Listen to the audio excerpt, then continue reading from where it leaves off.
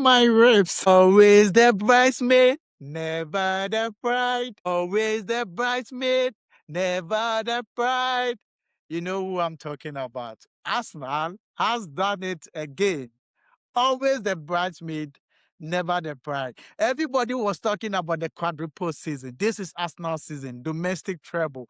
Arsenal is going to sweep all the trophies in England and win the major trophy they've never won before, the Champions League. But then, today was the start of the quadruple. And then it ended in what? Tears. It ended in being the bridesmaid again and not a bride. The bridesmaid again and not the bride. Man, I'm over the moon. After a terrible week, I'm over the moon because I've always been talking about this over and over again. And people have been commenting and coming back at me that I'm just jealous. I'm just jealous of Arsenal. Arsenal are the best team in the world.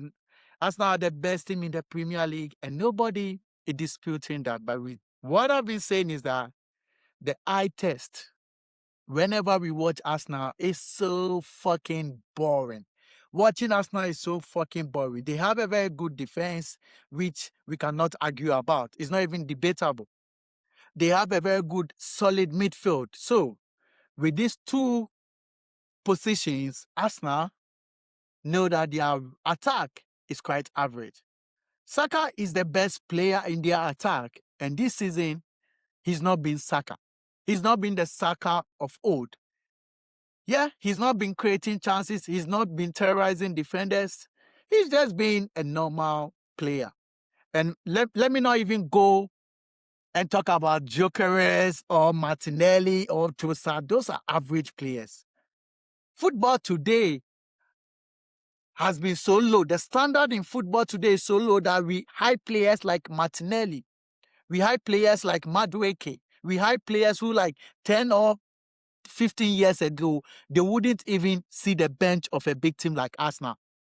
They would be playing in the championship. But today, the standard of football is so low, like players like Madueke are being hyping. Throughout the season, we've seen Arsenal's attack. It is as blunt as whatever is blunt can be. They are not exciting to watch. They just rely on set pieces and moments. And we saw it today. They were relying on, apart from the first 15 minutes when they were all over Man City, they had Trafford made 3 saves at a goal. First from Havertz and then 2 from Saka. At that point, that was it. That was game over for Arsenal. They were just relying on their defense to keep them in the second half, the first 20 minutes of the second half. Man City's wave was so strong. Waves of attack upon waves of attack upon waves of attack. And I was like, if Man City don't score, Arsenal will be so happy, and then they are going to score. They were going to get a set piece and score.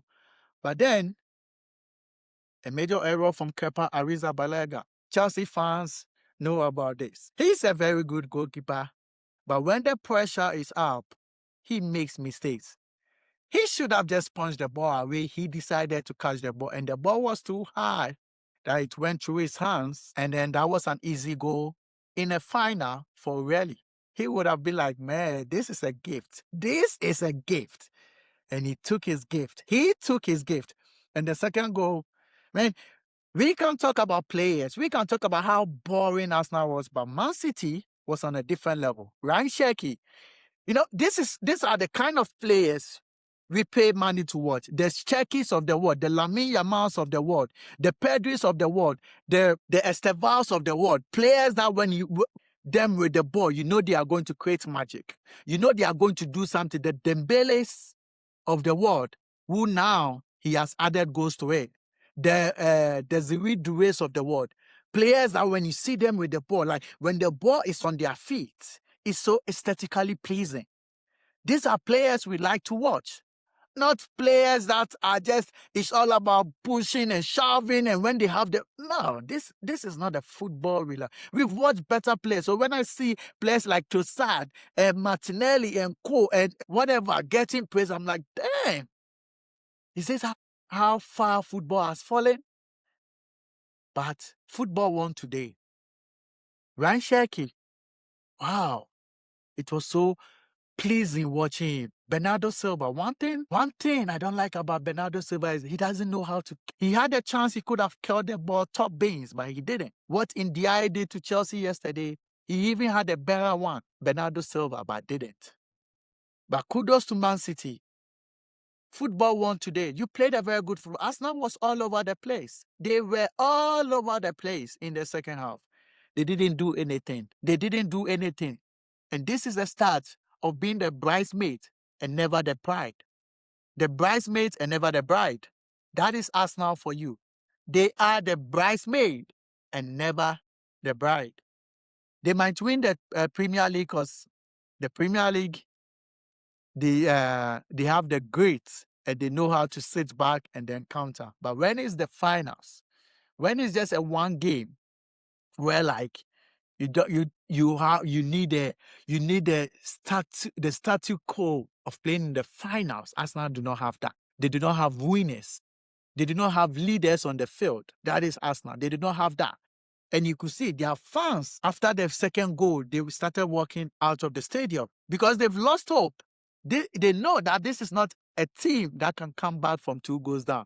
This is not a team with a pedigree of winning the finals. So the moment the first goal went in, they were like, there were groans and moans at the stadium. When the second goal went in, Arsenal fans disappeared in the stadium. But kudos to Pep Guardiola. You saved football to do it. Ryan Cherky, man, I love to watch you. And I am going to pay money to watch you. Always the bridesmaid, never the bride. Always the bridesmaid, never the bride. Kudos, Man City, for saving football. This is Bulldozer TV. Until then, cheers.